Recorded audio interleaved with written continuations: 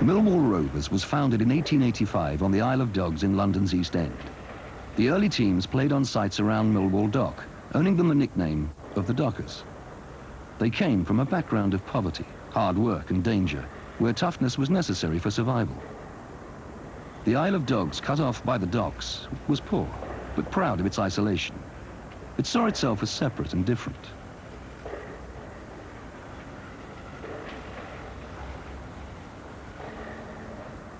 In the 1880s, the working classes of Britain became football mad, or at least the men.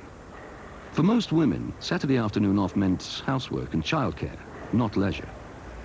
Millwall were a local works team at Morton's food factory.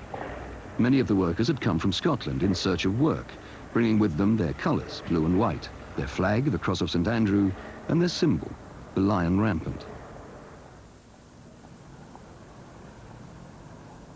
Despite early success, the club remained poor. The directors' lack of ambition in not joining the Football League meant that they long remained a low-status local team. This was a time when hard-working men got together for football and a drink on their Saturday afternoons. In those early days, the team was sponsored by local pubs, like the George, often owned by club shareholders who profited by their association with football. But in search of bigger crowds and higher revenue, the directors deserted the island and moved south across the Thames to Deptford. The Den opened in 1910. Despite their anger at not being consulted, many supporters from the Isle of Dogs remained loyal. My family come from the Isle of Dogs, the original Millwall, and his father supported Millwall from the foundation of the club. My father came down here with his brothers, and I think it was 1910 when they come to the Den. They just carried on from there. They used to walk through the foot tunnel at Greenwich and come through, and that's how it's all started. The new supporters from Bermondsey, Rotherhithe, Deptford had a similar background. Most were dockers, vocal in their support and renowned for speaking their minds. Football fever continued to dominate the free time of huge numbers of working-class men and boys.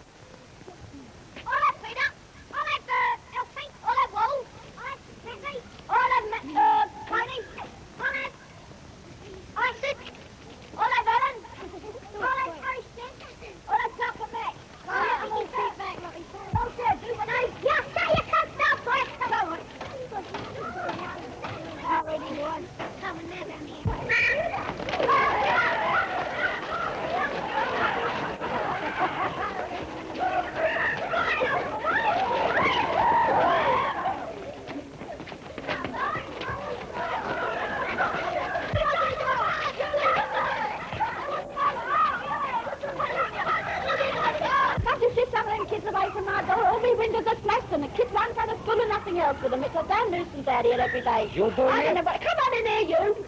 I don't know what I'm going to do with them. Get in there, No, you! you let me get you Get going. in here. This policeman's going to lock you up. Go on. You go. Never mind this side. My father first brought me down here in 1920s, late, and I was a youngster.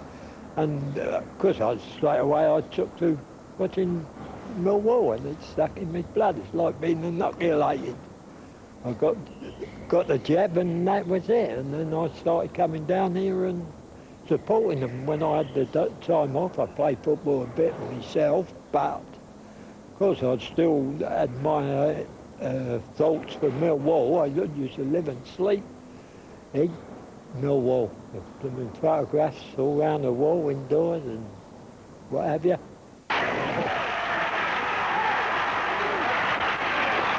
A record crowd packed into the Millwall ground for the only cup tie in London, and before the game began, hundreds left their places and ran to find better seats. Order was restored after a time, and then the teams came out. First Millwall, while the crowd surged and swayed like a wheat field in a wind. Then the white-jerseyed men from the north, Derby County. At last, Millwall were in the Football League, and they maintained their reputation for cup challenges, as in the 5th round against Derby County in 1937.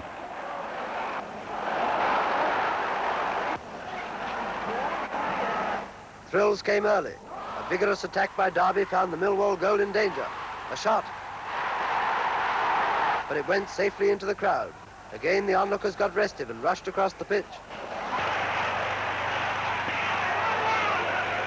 Then once more the play got really exciting and the spectators got all worked up. A few minutes later came the first goal for Derby. A battering attack found Keane in possession and he scored. It became common for huge crowds to gather at the Den. And in cinema newsreels of the period, we get a glimpse of those supporters. Shortly afterwards, Millwall The present capacity is 24,000, but in 1937, crowds of 47,000 were packed into the same small stadium. Battling for that extra goal to get into round 6. It seemed that Millwall had it. From a centre, the ball went to Mangnall, who popped it into the Derby net, but it was offside. Are you still eating? At last, Millwall's persistent attack had its reward. McCartney took the ball and nicked it in. They were crowds whose enthusiasm literally knew no bounds. And for a finish, the crowd ran wild, bursting over the pitch in a crazy, chaotic mass. A cup tie never witnessed any more amazing scenes. Just fantastic. The Lions roared, and they would roar from kick-off to the final whistle.